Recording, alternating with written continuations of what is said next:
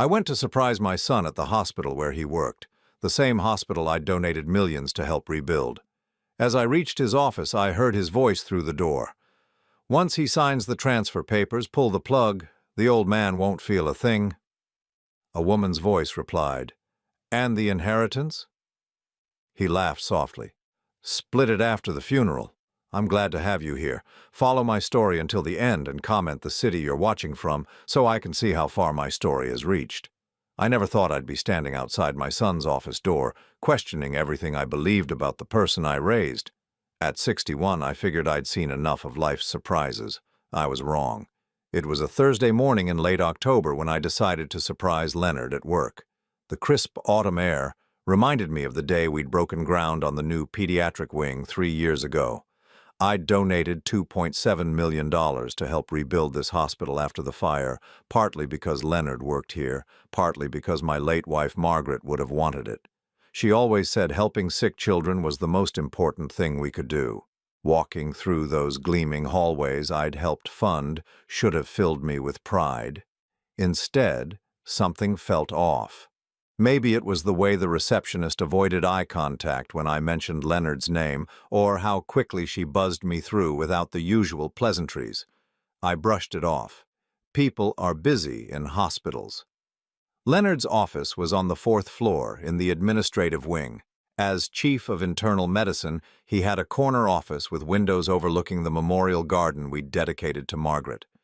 I'd been so proud when he got that promotion last year.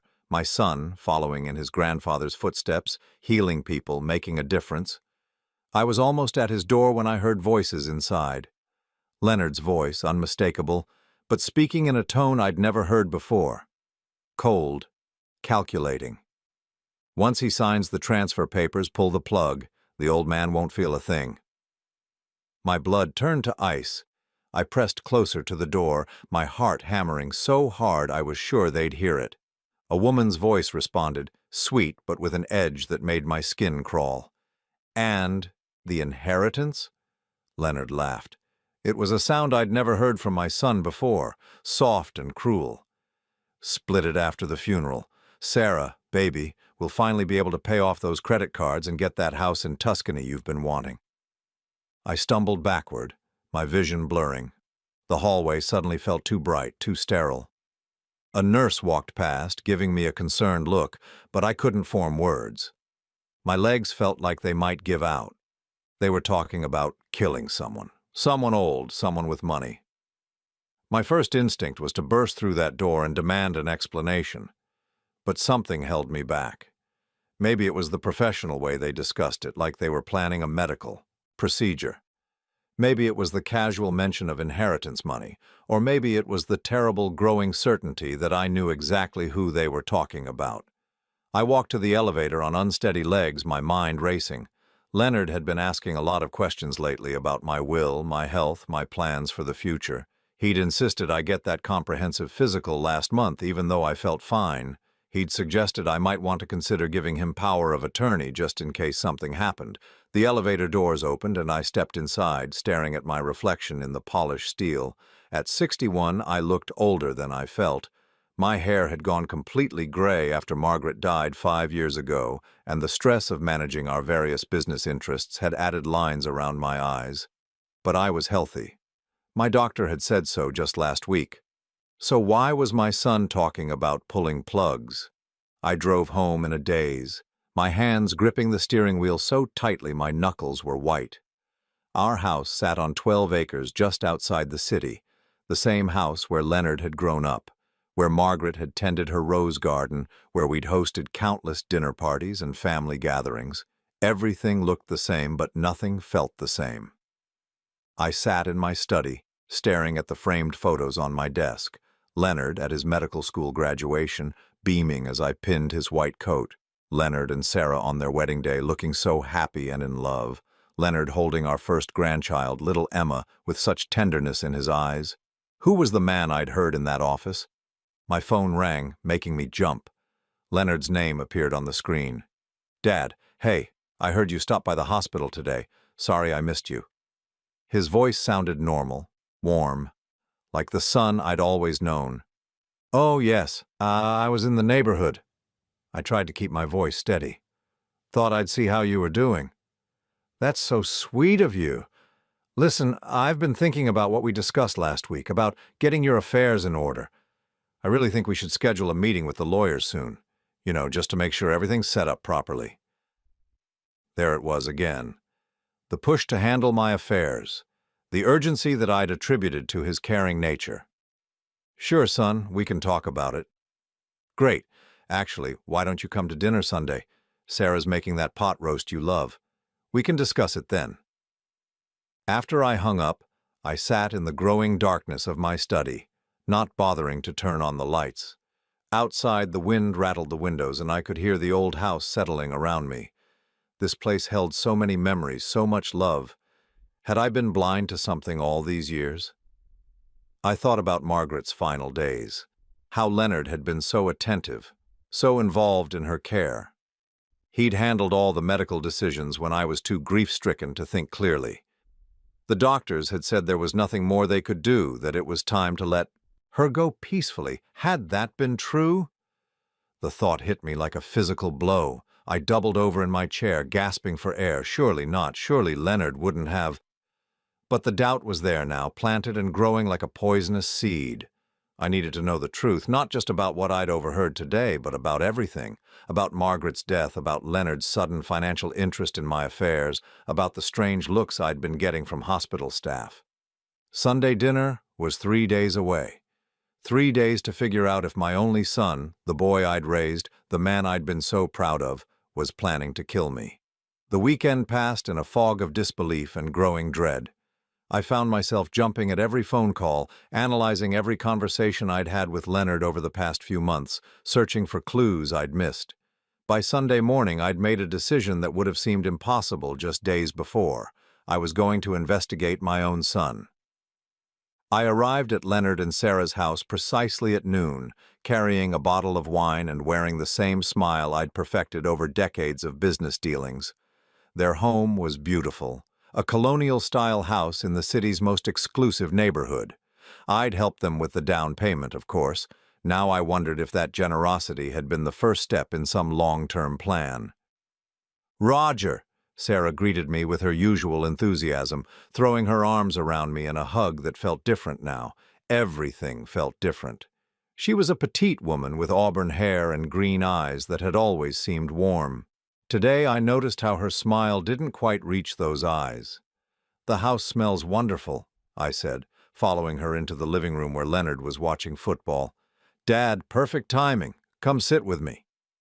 Leonard patted the couch beside him. "Sarah's been in the kitchen all morning making your favorite meal." I studied his face as we talked about safe topics. The weather, the football game, the kids. Leonard looked exactly like he always had. Tall and lean like me, with Margaret's dark eyes and gentle demeanor. There was nothing sinister in his expression, nothing that suggested he was capable of what I'd overheard. During dinner, the conversation turned to what I'd been dreading. "Dad, I've been thinking more about what we discussed," Leonard said, cutting his pot roast with surgical precision, "about getting your estate planning updated. With your net worth being what it is, we really need to make sure everything's protected." "My net worth?" He said it so casually, like he'd memorized the number. "What exactly are you concerned about?" I asked, keeping my tone light. Sarah leaned forward, her voice filled with what seemed like genuine concern. "Roger, we just worry about you being all alone in that big house. What if something happened? What if you had a fall or a heart attack? We want to make sure you're protected." "I'm 61, not 91, I replied with a chuckle. "I think I've got a few good years left." Leonard's fork paused halfway to his mouth. "Of course you do. But Dad, statistics show that men your age, especially after losing a spouse, are at higher risk for all sorts of health issues. Depression, heart problems, even early onset dementia." The way he said dementia made my blood run cold. "Has your doctor mentioned any concerns?" Sarah asked, tilting her head with practiced sympathy. "No, my last physical was clean across the board." "Well, sometimes these things can develop quickly," Leonard said. "That's why it's so important to have safeguards in place. Power of attorney, healthcare directives, that sort of thing. I nodded thoughtfully, as if considering his advice. You know what? You're absolutely right. Why don't you set up a meeting with your lawyer? I trust your judgment. The relief that crossed both their faces was unmistakable. They exchanged a quick glance that might have seemed innocent to anyone else, but sent a chill down my spine. After dinner, I excused myself to use the bathroom and took a detour past Leonard's home office. The door was slightly ajar, and I could see stacks of papers on his desk, medical journals, billing statements, and something that made me pause, a life insurance document with my name on it. I didn't have time to read it properly, but I saw enough to know that Leonard had been researching life insurance policies in my name, large ones. Driving home that night, I made another decision that would have been unthinkable a week ago. I was going to hire a private investigator. Monday morning, I called an old business associate who dealt with some corporate security issues years back. He recommended a woman named Patricia Morse, a former police detective who specialized in what she diplomatically called family matters. Patricia was about 50, with short silver hair and sharp blue eyes that seemed to see everything. We met at a coffee shop downtown, away from anywhere I might run into Leonard or Sarah. I need to know what my son has been doing, I told her, the words tasting like poison in my mouth. Specifically, I need to know about his financial situation, his medical practice, and... I hesitated, then forced myself to continue. I need to know if he's been involved in any suspicious patient deaths. Patricia didn't even blink. How much do you know about his current situation? Almost nothing, apparently. I thought he was doing well. Successful practice, nice house, 2 kids. But something I overheard suggests otherwise. She asked me to tell her everything, from the conversation I'd overheard to the dinner conversation about my estate planning. She took notes in a small leather notebook, her expression remaining professionally neutral. I'll need access to some records, she said finally. Hospital records, financial documents, that sort of thing. I have contacts who can help with that, but it'll take time. How much time? Give me a week for the preliminary investigation, 2 weeks for a complete picture. 2 weeks felt like an eternity, but I agreed. Patricia handed me her card and a small device that looked like a pen. Digital recorder, she explained. If you have any more conversations like the one you overheard, record them. But be careful. If your suspicions are correct, you could be in real danger. The drive home was the longest 20 minutes of my life. Real danger. From my own son. That evening, I sat in Margaret's old sitting room, surrounded by her books and photographs. I'd kept everything exactly as she'd left it, down to the reading glasses on her bedside table. Now I found myself wondering about her final weeks, replaying every conversation, every medical decision. Leonard had been so helpful during her illness. He'd explained every treatment option, every medication change, every decision to increase or decrease her morphine. When the doctors said it was time to consider palliative care, Leonard had been the one to help me understand that we were prolonging her suffering. But what if we weren't? What if those doctors were wrong? What if Leonard had influences their recommendations? I picked up the framed photo from Margaret's nightstand, the one of the 3 of us on vacation in Maine the summer before she got sick. We looked so happy, so complete. Leonard had his arm around both of us, and his smile was genuine and full of love. When had that changed? When had my son stopped seeing me as his father and started seeing me as an obstacle? My phone buzzed with a text message from Leonard. Thanks for dinner yesterday, Dad. I'll call the lawyer tomorrow to set up that meeting. Love you. I stared at those last 2 words until they blurred together. Love you. Did he mean it? Had he ever meant it? Or was love just another tool in whatever game he was playing? I turned off the lights and headed upstairs, but I knew sleep wouldn't come easily. Somewhere in this city, my son was planning something that involved transfer papers and pulling plugs and splitting inheritance money, and I was running out of time to figure out how to stop him. Patricia called me on a Wednesday morning exactly 1 week after our coffee shop meeting. Her voice was tense in a way that made my stomach clench before she even spoke. We need to meet, today. And Roger, You're going to want to sit down for this conversation." We arranged to meet at her office, a modest space above a bookstore downtown. When I arrived, Patricia had files spread across her desk, like pieces of a jigsaw puzzle that formed a picture I didn't want to see. "Your son is in serious financial trouble," she began without preamble. "Credit card debt totaling over $150,000, a second mortgage on his house that he took out 6 months ago, and gambling debts that my sources estimated around $300,000. I sank into the chair across from her desk. Gambling. High-stakes poker games mostly, underground circuits that don't mess around when it comes to collection. Leonard owes money to some very dangerous people.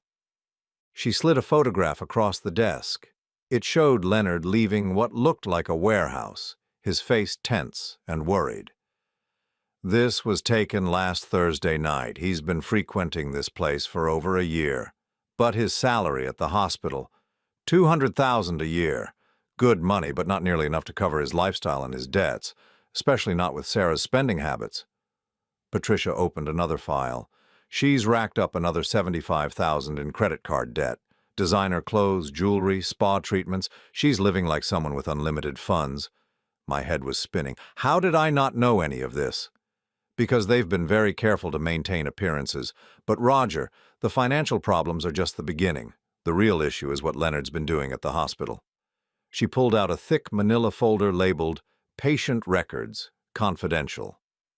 "I have a contact in the medical examiner's office. Over the past 18 months, there have been 5 deaths at your son's hospital that raised questions.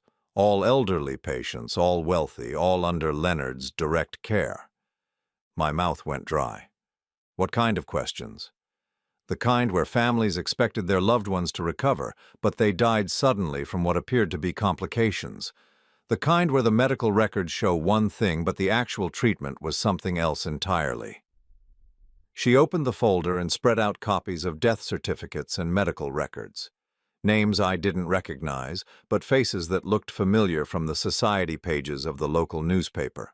Wealthy retirees who'd been active in the community. Harold Brennan, age 73, admitted for routine heart surgery, died from what was listed as surgical complications. But look at this. She pointed to a notation in the medical file.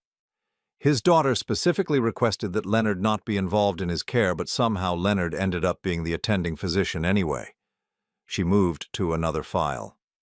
Eleanor Walsh, age 68, cancer patient who was responding well to treatment. Her oncologist was optimistic about her prognosis. She died 3 days after Leonard began consulting on her case. My hands were shaking as I looked at the documents. "Are you saying he murdered these people?" "I'm saying there's a pattern, and in each case, Leonard was named as a beneficiary in the victim's will, or there was some financial arrangement that benefited him after their death." She pulled out another document that made my blood freeze. It was a copy of a will amendment signed just 2 weeks ago, my will, amended to name Leonard as the sole beneficiary of my $8.2 million estate. "When did you sign this?" Patricia asked gently. I stared at the signature at the bottom of the page. It looked like my handwriting, but I had no memory of signing any such document. "I didn't sign this." "I was afraid you'd say that." She opened her laptop and turned the screen toward me. "This is security footage from the law office, where this will was supposedly signed and witnessed."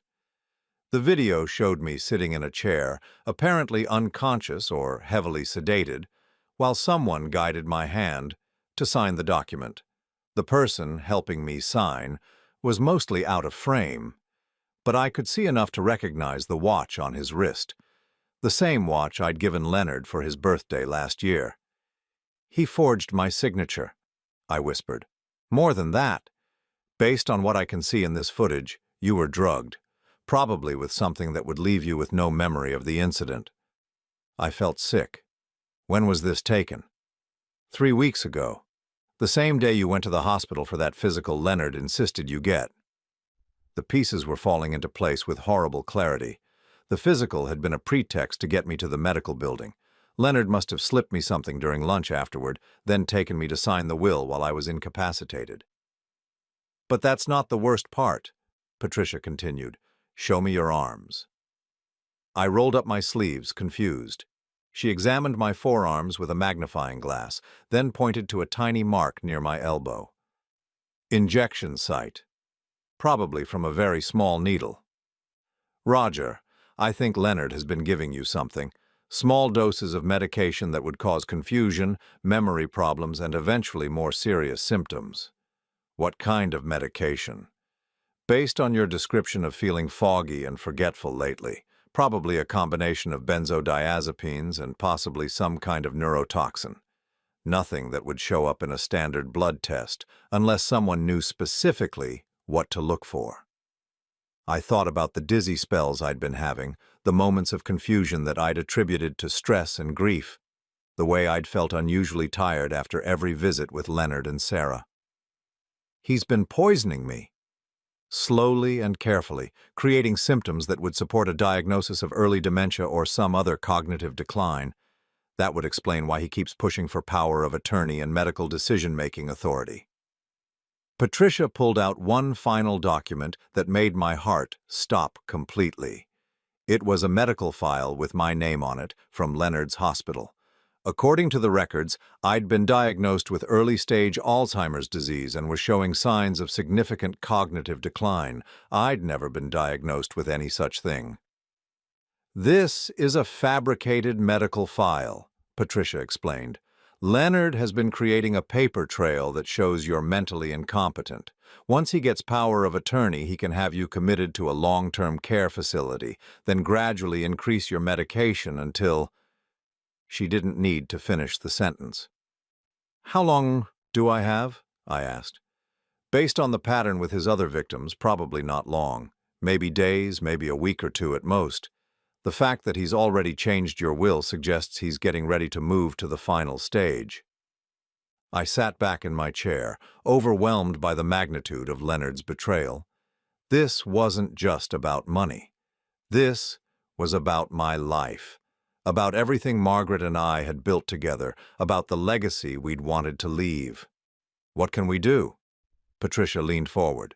"We need evidence. Real evidence that will hold up in court. Right now, everything I've shown you is circumstantial. We need Leonard to incriminate himself."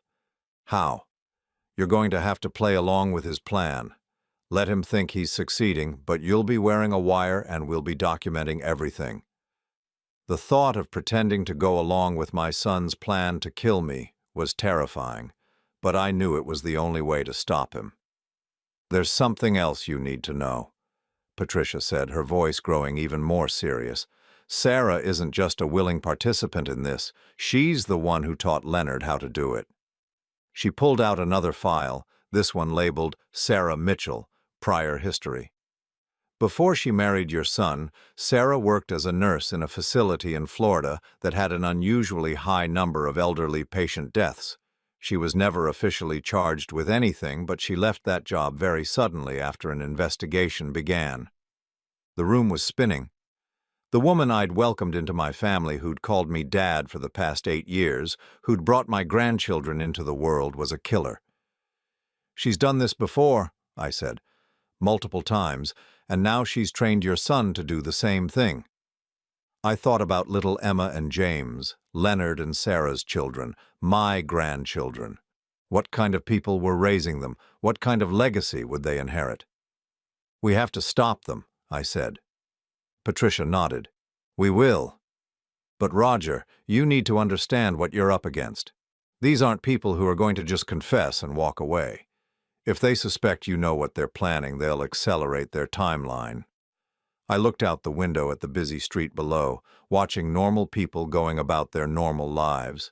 None of them knew that their trusted doctor and his nurse wife were methodically murdering elderly patients for money. "When do we start?" "Tonight. Leonard called you earlier, didn't he? About dinner plans?" I checked my phone. There was indeed a message from Leonard asking if I wanted to come over for dinner tomorrow night to discuss the power of attorney documents. "Perfect," Patricia said. "That's when we'll get the confession we need." As I left her office, I realized that in less than 24 hours I would be sitting across the dinner table from my son, knowing that he was planning to kill me and pretending that everything was normal. The thought should have terrified me. Instead, I felt something I hadn't felt in years, a cold, calculating anger that reminded me of the businessman I used to be before retirement. Leonard had made one crucial mistake in his plan. He'd underestimated his father. I spent Thursday morning in what might have been the strangest business meeting of my life. Patricia had brought in a technology specialist, a young man named David, who looked like he could be one of my grandchildren, but spoke with the authority of someone who'd done this many times before. "The recording device goes here," he said, showing me a nearly invisible wire that would run along my collar. "And this backup recorder goes in your jacket pocket. We'll also have a van parked outside Leonard's house with additional monitoring equipment." Patricia spread blueprints of Leonard and Sarah's house across the table. "We need to get them talking about the specifics of their plan, not just vague references to inheritance money, but details about how they intend to kill you and when." I practiced wearing the equipment until it felt natural, until I could move and speak normally without thinking about the wires. We rehearsed different conversation scenarios, with Patricia playing Sarah and David playing Leonard.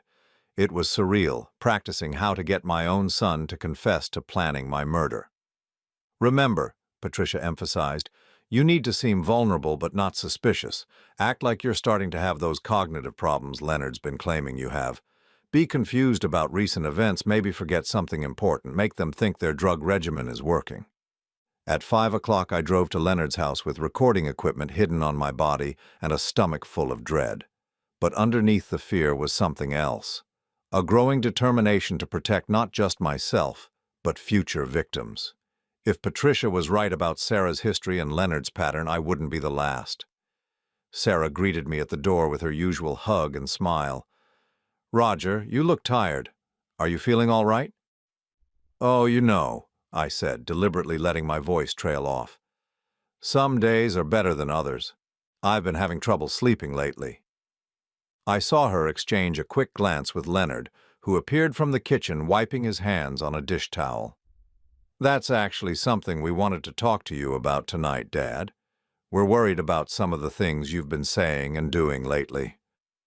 We settled in the living room with drinks. I made sure to mention that I'd been having trouble remembering where I'd put things, that I'd gotten confused about what day it was earlier in the week. With each symptom I described, I watched their faces light up with satisfaction.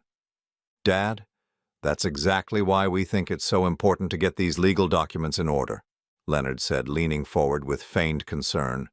"What if your condition gets worse? What if you can't make decisions for yourself?" "What condition?" I asked, playing confused. Dr. Matthews said my physical was fine. Sarah and Leonard exchanged another look. "Dad," Leonard said gently, "we've run some additional tests, some cognitive assessments. The results are concerning." "What kind of tests?" "I don't remember taking any tests." "That's part of the problem," Sarah said softly. "The memory issues are getting worse. We had Dr. Phillips do an evaluation last week when you came to the hospital." Dr. Phillips. I knew that name from Patricia's research. He was the neurologist who'd signed off on several of the suspicious diagnoses in the other cases. "What did he say?" I asked, letting my voice shake slightly. Leonard pulled out a folder that I recognized as the fake medical file Patricia had shown me. "Dad, I'm sorry to have to tell you this, but you're showing early signs of Alzheimer's disease." I stared at the folder, letting my face crumple with fear and confusion. "Alzheimer's? But I feel fine most of the time." "That's how it starts," Sarah said, moving closer and taking my hand. "The good news is that we caught it early. There are treatments that can slow the progression." "What kind of treatments?" "Medication mostly, and we need to make sure you're in a safe environment where you can get the care you need." Here it was. The setup for moving me into a facility where they could control my medical care completely. "I don't want to leave my house," I said. "Margaret's things are there, all our memories." "We understand," Leonard said. "But Dad, what if you forget to take your medication? What if you have a fall and no one's there to help you? What if you get confused and wander outside?" They painted a picture of helplessness and danger that would have been convincing if I didn't know what they were really planning. I let them talk, asking fearful questions and expressing confusion about legal documents I pretended not to understand. "The power of attorney is just a precaution," Sarah explained. "It means that if you become unable to make decisions, Leonard can make them for you. Medical decisions, financial decisions, all in your best interest." "And the will?" I asked. "Just updating it to make sure everything goes to family," Leonard said. "You know how much legal fees can eat into an estate if things aren't properly organized." I nodded slowly as if trying to process information that was too complex for my declining mind. "I trust you, son. You're a doctor. You know what's best." The relief on their faces was unmistakable. Sarah actually smiled. "We'll take such good care of you, Roger," she said. "You won't have to worry about anything." During dinner, they talked about their plans for my care. A private facility that specialized in Alzheimer's patients. A room with a nice view where I'd be comfortable. Medical staff who were experienced in managing the progression of the disease. "How long do people usually live with Alzheimer's?" I asked innocently. "It varies," Leonard said. "Some people live for years, but others, especially when they have other health complications." "What kind of complications?" "Heart problems, respiratory issues. Sometimes patients stop eating properly or develop infections. The immune system becomes compromised." He was describing exactly how he planned to kill me, and I was recording every word. After dinner, they brought out the legal documents, pages and pages of dense legal language that would give Leonard complete control over my life and death. "I should probably read through all this," I said, picking up the power of attorney document. "Of course," Leonard said, but I could see the impatience in his eyes. "Although, with your memory issues, you might find it easier if we just go through the important parts together." Sarah brought me a cup of tea while I pretended to read. The cup was warm and the tea smelled like chamomile, but I noticed a slight bitter aftertaste that I hadn't noticed before. They were drugging me again, right here at their dinner table. I pretended to drink the tea while actually just touching it to my lips. Within a few minutes, I began acting drowsy and confused, slurring my words slightly. "I'm feeling a bit dizzy," I said. "That's just the stress of dealing with all this paperwork," Sarah said soothingly. "Why don't we get these documents signed so you can rest?" They guided my hand as I signed paper after paper, just like in the security footage Patricia had shown me. But this time, I was fully conscious and recording everything. "There," Leonard said as I signed the last document. "Now you don't have to worry about any of this anymore. We'll take care of everything." "When do I need to move to the facility?" I asked. "Soon," Sarah said. "We're thinking next week, just to be safe." "And my medication?" "We'll adjust it as needed," Leonard said. "The important thing is keeping you comfortable." Comfortable. That was his euphemism for the gradual poisoning that would eventually kill me. As they walked me to my car, Leonard put his arm around my shoulders. For a moment, he looked like the little boy I used to take fishing, the teenager who'd cried in my arms when Margaret died, the young man who'd made me so proud when he became a doctor. "I love you, Dad," he said. "I'm going to take such good care of you." The words might have broken my heart if I hadn't heard the conversation in his office, if I didn't know about the other victims, if I hadn't seen the fake medical files. "I love you too, son," I replied, and meant it. I did love him. That's what made this betrayal so devastating. I drove home slowly, my hands shaking, not from whatever drug they'd tried to give me, but from the emotional weight of what I'd just experienced. In my jacket pocket, the recording device held evidence of their entire plan. But as I pulled into my driveway, I realized something that chilled me to the bone. They'd mentioned moving me to the facility next week. That meant they were planning to kill me within days of getting me there. Patricia had been right. I was running out of time. I called her from my study, using the secure phone number she'd given me. "We got it all," I told her, "every detail of their plan." "Good. Meet me tomorrow morning. We'll take this to the authorities and get them arrested before they can hurt you or anyone else." But as I hung up the phone, I looked around at Margaret's sitting room, at the life we'd built together, at the legacy we'd planned to leave behind. Leonard and Sarah had stolen 5 years of my life since Margaret's death, slowly poisoning me and manipulating me while planning my murder. Justice through the legal system would be satisfying, but it wouldn't be enough. I had a different kind of justice in mind. Friday morning arrived gray and cold, matching my mood as I sat in Patricia's office listening to the recordings from the night before. The sound of my son's voice calmly discussing my murder was even more chilling in the harsh light of day. "This is more than enough evidence for arrests," Patricia said, ejecting the recording device from her computer. "I can have the police here within the hour." "Not yet," I said quietly. She looked at me with surprise. "Roger, they're planning to move you to that facility within days. Once you're there, under their complete medical control. I understand the timeline, but I want to do something first." I'd spent the sleepless night formulating a plan that was risky, but necessary. Leonard and Sarah had spent months setting up their elaborate scheme, creating false medical records, forging legal documents, slowly poisoning me while pretending to care. A simple arrest felt insufficient.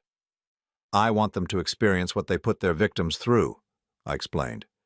"The fear, the helplessness, the realization that someone they trusted is planning to destroy them." Patricia frowned. "What exactly are you proposing?" "They think I'm signing myself into that facility today. Leonard called this morning to confirm the appointment at 2 o'clock. I'm going to keep that appointment, but not as the confused, helpless victim they're expecting." I opened my briefcase and pulled out documents I'd prepared with my real lawyer, the one Leonard didn't know about. These are the actual legal documents. A new will that leaves everything to charity, with specific provisions that Leonard and Sarah receive nothing if they're ever convicted of a crime. Power of attorney granted to my lawyer, not Leonard. And most importantly, a detailed confession about everything they've done, including evidence about their other victims. You want to confront them directly. More than that, I want them to understand that their victims weren't as helpless as they thought. I want them to know that someone fought back. Patricia studied the documents, then looked at me with something approaching admiration. "You realize this is dangerous. If they panic, if they realize you know everything, they won't panic. They're too confident, too sure of themselves. They think they've been so clever, so careful, they won't expect their elderly victim to outsmart them." She was quiet for a long moment. "What do you need from me?" "Backup. I want you and the police standing by, ready to move in if something goes wrong. But I want to do this my way first." At 1:30, I arrived at Sunset Manor, the private facility where Leonard and Sarah planned to have me killed. It was exactly as they'd described. Beautiful grounds, expensive furnishings, and the kind of discreet atmosphere that wealthy families paid for when they wanted their elderly relatives to disappear quietly. Leonard and Sarah were waiting in the admission office with a woman who introduced herself as the facility director. They all wore the same expressions of professional sympathy, like they were helping me through a difficult but necessary transition. "Dad, you're right on time," Leonard said, standing to embrace me. "How are you feeling today?" "Much better, actually," I replied, my voice stronger than it had been the night before. "Much clearer." I saw Leonard and Sarah exchange a quick glance of concern. They weren't expecting clarity. "That's wonderful," the director said. "Sometimes people have good days and bad days with cognitive decline. The important thing is that you're here where we can take proper care of you." "About that," I said, settling into my chair.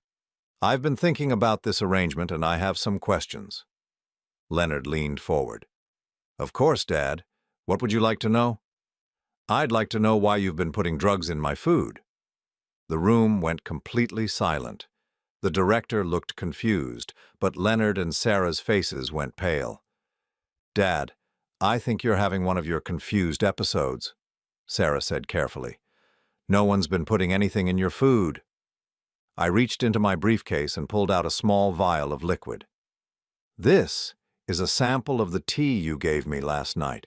I had it analyzed this morning.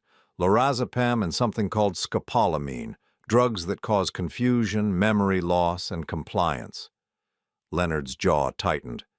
"That's impossible. You must have..." Must have what? Made it up? Like I made up the conversation I overheard in your office about pulling plugs and splitting inheritance money? The director was looking between us with growing alarm. I think perhaps we should postpone this admission until— No, I said firmly. I think we should continue. I think Leonard and Sarah should explain to this nice woman exactly what kind of medical care they were planning to provide me here. Sarah tried to maintain her composure. Roger, you're clearly having a paranoid episode. This is exactly why you need professional care.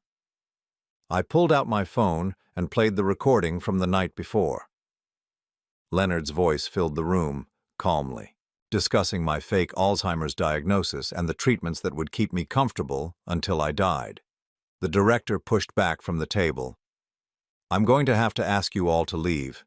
This facility does not participate in elder abuse? Murder? I finished for her. No, I don't imagine you do, but Leonard and Sarah weren't planning to tell you what they were really doing, were they? I stood up and faced my son and daughter-in-law directly. 5 people. That's how many elderly patients you've murdered in the past 18 months. Harold Brennan, Eleanor Walsh, Margaret Sinclair, James Morrison, and Catherine Price. All wealthy, all trusting, all helpless under your medical care. Leonard shot to his feet. You're delusional. The stress of your condition is making you paranoid. Am I paranoid about the forged will, the one where you drugged me and guided my hand to sign documents I never agreed to? I pulled out copies of the security footage. Or am I paranoid about Sarah's history in Florida, where she killed at least 3 patients before you met her? Sarah's facade finally cracked. You don't understand. Those people were suffering. We helped them find peace. By stealing their money? We helped them, and yes, we were compensated for our care. There's nothing wrong with that. I stared at this woman, who had called me Dad for 8 years, who had brought my grandchildren into the world, who had spent family dinners talking about their hopes and dreams while planning to murder me for money. The children, I said quietly. What about Emma and James? What kind of legacy are you leaving them? For the first time, Leonard looked genuinely shaken. The children don't know anything. This has nothing to do with them. It has everything to do with them. You're their father, their role model. What do you think happens to them when you're arrested for multiple murders? The director had already left the room, probably calling security. I could hear sirens in the distance, which meant Patricia had decided not to wait for my signal. You can't prove any of this, Sarah said desperately. It's all circumstantial, the word of a confused old man against 2 respected medical professionals. I smiled for the first time in days. Actually, I can prove all of it. See, while you 2 were planning my murder, I was planning something else. I pulled out the final document from my briefcase. This is my real will, properly witnessed and filed yesterday. It leaves my entire estate to a foundation dedicated to investigating suspicious deaths in medical facilities, the Margaret Holloway Foundation for Medical Ethics. Leonard's face went white. You can't do that. The will you signed was signed under duress while I was drugged. Any first-year law student could get that overturned, but more importantly, this new will contains detailed descriptions of everything you've done, including evidence that will help convict you for the murders of all your victims. The sirens were getting closer. Through the window, I could see police cars pulling into the parking lot. There's something else you should know, I said as we heard footsteps in the hallway. I've been working with the FBI for the past week. They've been investigating suspicious deaths at your hospital, and they're very interested in your financial records, your gambling debts, and your medical practices. Patricia appeared in the doorway with 2 FBI agents and 3 local police officers. Leonard Holloway and Sarah Holloway, you're under arrest for the murders of Harold Brennan, Eleanor Walsh, James Morrison, Catherine Price, and the attempted murder of Roger Holloway. As they read Leonard and Sarah their rights, I watched my son's face crumple with the realization that his perfect plan had fallen apart. For a moment, he looked like the little boy who used to come to me when he was scared or hurt. Dad, he said as they put the handcuffs on him, I'm sorry, I never meant for it to go this far. I looked at him for a long moment. This man who had been my greatest pride and was now my greatest shame. Yes, you did, I said quietly. You meant for it to go exactly this far. The only thing you're sorry about is that you got caught. As they led him away, Sarah turned back to me one last time. You've ruined everything. Those children will grow up without parents because of you. No, I replied. They'll grow up without parents because of what you chose to do. But they'll grow up knowing the truth about who their parents really were. The facility director returned with the paramedics, insisting that I be checked for drug exposure. As they examined me, I watched through the window as Leonard and Sarah were put into separate police cars. Patricia sat beside me as the paramedics worked. How do you feel? She asked. I thought about it for a moment. Free, I said finally. For the first time in months, I feel completely free. But even as I said it, I knew the hardest part was still to come. Leonard and Sarah were gone, but Emma and James were still out there, innocent children who would need someone to help them understand what had happened to their parents, someone who could help them build a different kind of legacy. 6 months later, I stood in the newly established Margaret Holloway Foundation offices, watching investigators review files that would help families across the country get justice for their murdered loved ones. The foundation had grown beyond anything I'd originally envisioned, fueled by donations from families who'd lost elderly relatives under suspicious circumstances and by my own $8.2 million estate. The trials had been swift and decisive. Leonard received life in prison without possibility of parole for 5 counts of first-degree murder. Sarah received the same sentence for 4 murders, with her Florida victims finally getting justice after years of their family's questions going unanswered. The gambling ring that had pressured Leonard into his desperate schemes was dismantled by federal investigators, preventing other doctors from falling into the same trap. But the legal victories, satisfying as they were, weren't what brought me peace. What brought me peace was Emma. I was in my study at home, reading through the latest foundation reports, when I heard a car in the driveway. Through the window, I saw Margaret's sister Helen getting out of her sedan, followed by 2 small figures I hadn't seen since the arrests.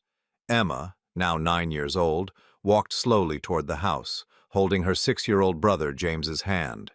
They'd been living with Helen since their parents' imprisonment, and this was their first visit to see me. Helen had asked me repeatedly if I was ready for this conversation, if I was prepared to help them understand what had happened. I'd been preparing for 6 months. Grandpa Roger? Emma's voice was smaller than I remembered as Helen led them into the study. James hung back, partially hiding behind his sister. Hello, sweetheart, I said, kneeling down to their level. I'm so glad you came to see me. Emma studied my face with the serious expression she'd inherited from Leonard. Aunt Helen says Mommy and Daddy did bad things, that they hurt people. I took a deep breath.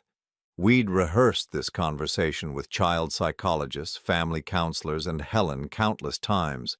But now, facing these 2 innocent children whose world had been shattered by their parents' choices, all the prepared words seemed inadequate.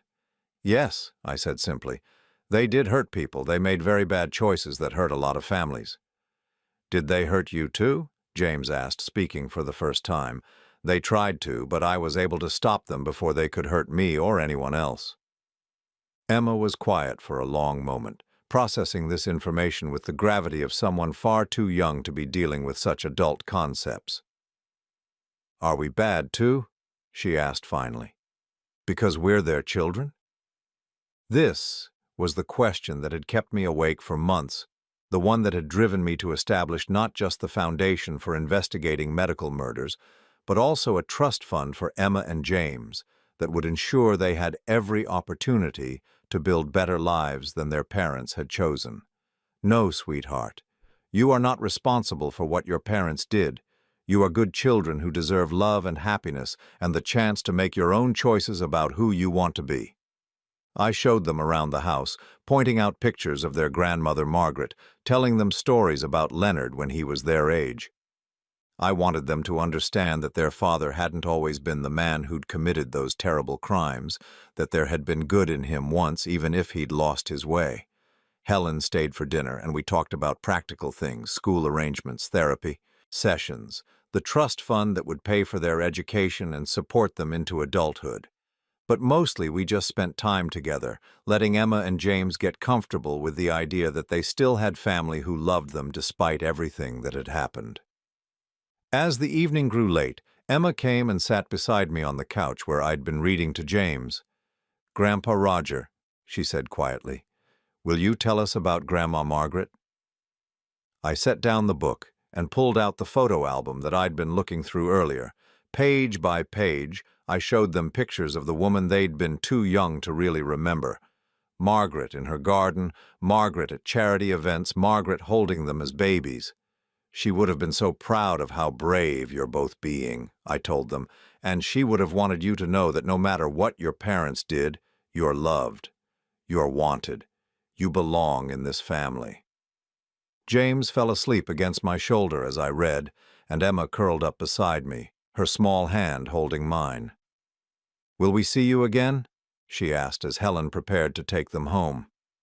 "As often as you want to," I promised. "You're my grandchildren. Nothing will ever change that." After they left, I sat alone in Margaret's sitting room, surrounded by her books and photographs. The house felt different now, not empty but peaceful. The fear that had dominated my life for months was gone, replaced by something I hadn't expected: purpose. The Foundation had already helped expose 3 other cases of medical professionals murdering elderly patients for financial gain. Patricia had left her private investigation business to become the Foundation's director of investigations. Dr. Phillips, the neurologist who'd signed off on the fake diagnoses, had lost his license and was facing criminal charges for fraud. The gambling ring that had ensnared Leonard was under federal investigation, with several other doctors coming forward to admit they'd been pressured into insurance fraud, and worse. The ripple effects of our investigation were protecting vulnerable patients across multiple states. But beyond all of that, beyond the justice and the investigations and the legal victories, what mattered most was that Emma and James would grow up knowing the truth. They would understand that their parents had made terrible choices, but they would also know that they were not doomed to repeat those choices. They would have resources, support, and most importantly, they would have love. I picked up the phone and dialed Helen's number. "How are they doing?" I asked when she answered. "Emma asked me 3 times if you really meant it about seeing them again. James wants to know if you have any more books about trains." I smiled. "Tell them I'll pick up some new train books this week. And Helen, thank you for everything you've done for them, for me, for keeping this family together when it could have fallen apart completely. Those children need their grandfather," she said, "and you need them too." She was right. In trying to destroy me, Leonard and Sarah had inadvertently given me something precious. A chance to help shape the next generation of our family, to ensure that Emma and James grew up with different values, different choices, different legacies. That night, I went upstairs to Margaret's old craft room and pulled out the scrapbooks she'd been making for the grandchildren before she died. Photos of their first steps, first words, first birthdays. I'd stopped looking at these books after her death because they reminded me too much of what we'd lost. Now I saw them differently. Margaret had been preserving memories, creating a foundation of love that Emma and James could build on, regardless of what their parents had done. She'd been creating a legacy that couldn't be stolen or destroyed. I spent the rest of the evening working on those scrapbooks, adding new photos and stories, creating a record not just of where Emma and James had come from, but of where they were going. A record of the family they really belonged to, the values they could choose to embrace, the love that would always be waiting for them. Outside, the wind rattled the windows of the old house, but inside everything was warm and quiet and safe. For the first time since Margaret's death, I felt like I was truly home. Leonard and Sarah had tried to take everything from me. My life, my money, my legacy, my peace. They'd failed on every count. My life was my own again. My money was funding investigations that would save other families from what we'd been through. My legacy was being rebuilt through Emma and James, who would grow up knowing that love was stronger than greed, that family meant protection rather than exploitation. And my peace? My peace came from knowing that sometimes, when evil people underestimate their victims, justice finds a way to prevail. I closed the scrapbook and turned off the lights, ready for sleep that would come easily for the first time in months. Tomorrow, I would continue the work of the foundation. Tomorrow, I would buy new train books for James and help Emma with her school project about family trees. Tomorrow, I would continue building the legacy that Leonard and Sarah had tried to destroy, one that would last long beyond any of us and protect vulnerable people for generations to come. The house settled around me with familiar creaks and sighs, the sounds of a home that had weathered many storms and survived them all. Margaret's presence seemed to fill the rooms, not as a ghost or a memory, but as a living influence that would guide our family forward. Leonard had been wrong about one thing in his calculations. He'd thought my death would be the end of our story, the final chapter in a tale of greed triumphant over love. Instead, it had been just the beginning of a much larger story about justice, redemption, and the unbreakable bonds of real family. A story that Emma and James would help write as they grew into the people they chose to become, and that was a legacy worth fighting for.